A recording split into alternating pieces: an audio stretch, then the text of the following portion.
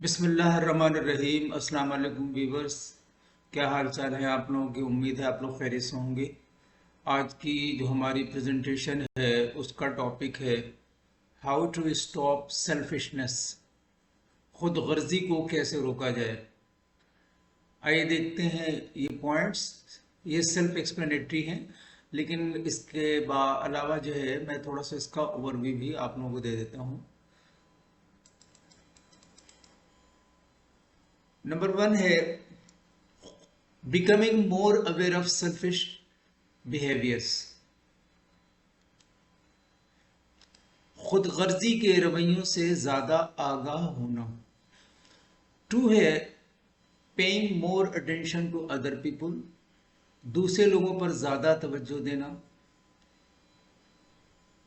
Three है strengthening your empathy, अपनी हमदर्दी को मजबूत करना।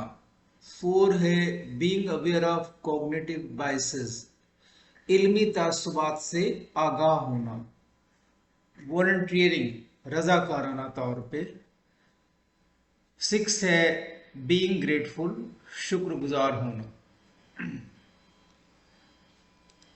इंसान खुदगर्ज या बेलौस होता है।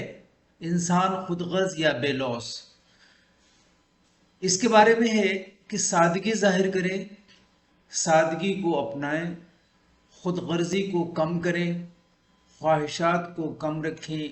अगर आप तेज़ रफ्तार सफ़र करना चाहते हैं तो रोशनी का सफ़र करें। अपने तमाम हसद, मुआफ़ी, खुदगर्जी और खौफ को दूर करें।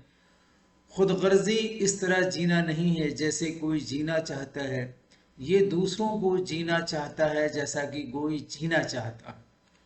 किसी का ऐसा बर्ताव होता है जिसमें हद से ज़्यादा या किसी सेल्फिशनेस, खुदगर्जी भी हद वो फिक्र से बालातर होकर एक शख्स अपने ज़ाती मफाद और बेहतरी, तफरीह, रिफाह और सुकून पर तवज्जो दे, जिसमें दूसरों की कैफियत की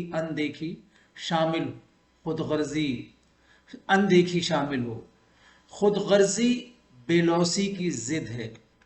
ये एक मनफी कद्र की नुमाइंदगी करती है, यानी ये एक मस्बत एहसास या यकीन के बरअक्स है जो आम इंसानी अक़दार लोगों के तर्ज अमल और ज़िंदगी में नुमाइंदगी करते हैं।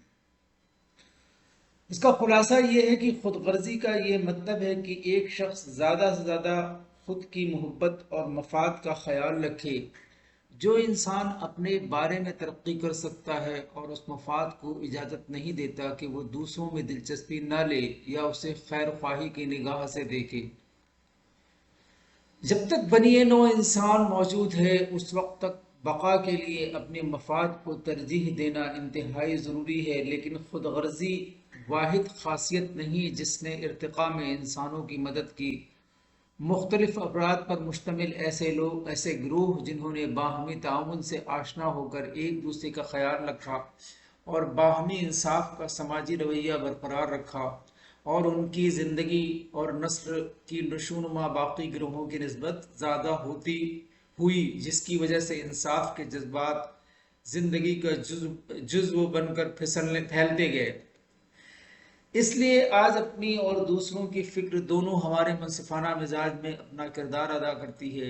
ये दोनों मिलकर अजनबी अफराद के दरमियान ताउन का सबब बनते हैं, जो इंसान में बकसरत कायनात में बहुत कम पाया जाता है। सोचने की बात यह है सोचने की बात यह है कि फैसला करते वक्त लोग इन दोनों मुहर्रिकात में तवाज़ुन कैसे बरकरार रखते हैं। मुकाबला एक मस्बत अमल था जिसे हमारी बढ़तरी की बेजा ख्वाहिश ने मनफी बना दिया है। बच्चों की इज्तिमाई सतह पर तरबियत और उनकी काबिलियतों को परवान चढ़ाने के बजाय उनको इनफरादी सतह पर जांचा जाता है। यहीं से बिगाड़ की शुरुआत होती है। आज दुनिया भर के आपस के मामलात ज़ाहरी या मख्फी कशीदगी को उजागर कर रहे हैं। सेल्फ इंटरेस्ट और सेल्फिशनेस में बहुत मामूली फ़र्क होता है।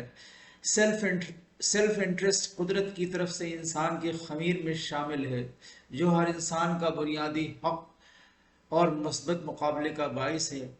लेकिन जब ये सेल्फ इंटरेस्ट सेल्फिशनेस में ढलता है तो दूसरों की हक तलफी जैसे कबीह अमल की बुनियाद बनता है।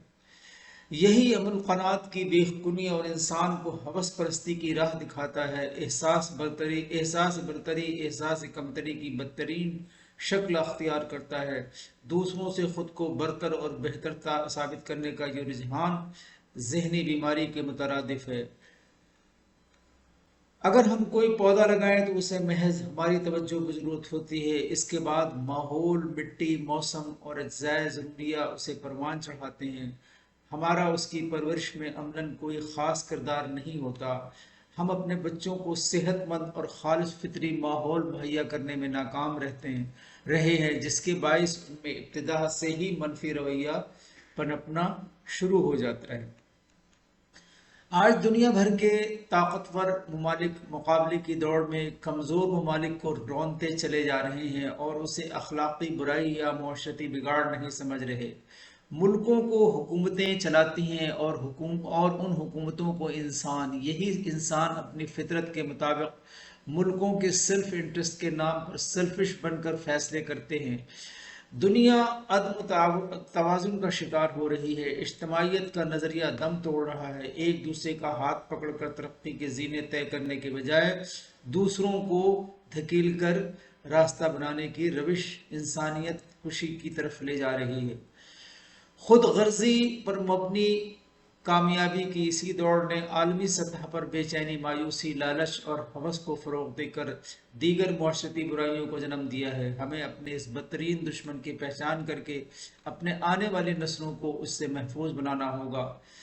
مثبت مقابلے کا ماحول پیدا کر کے خود پرستی اور خود غرضی کا راستہ روکنا ہوگا، ورنہ ہم تو دوسروں کے لیے تو مہلک ہوں گے ہی، اپنوں کے لیے بھی برادران یوسف ثابت ہوں گے۔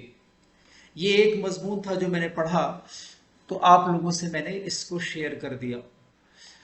خود غرضی میں دوسرے لوگوں کے بارے میں سوچے بغیر صرف اپنی ضروریات کا خیال رکھنا شامل ہے۔ یہ اکثر دوسروں کی پرواہ کیے بغیر کسی کے مفادات، ضروریات اور فلاح بہبود کے لیے ضرورت سے زیادہ تشویش کی خصوصیت رکھتا ہے۔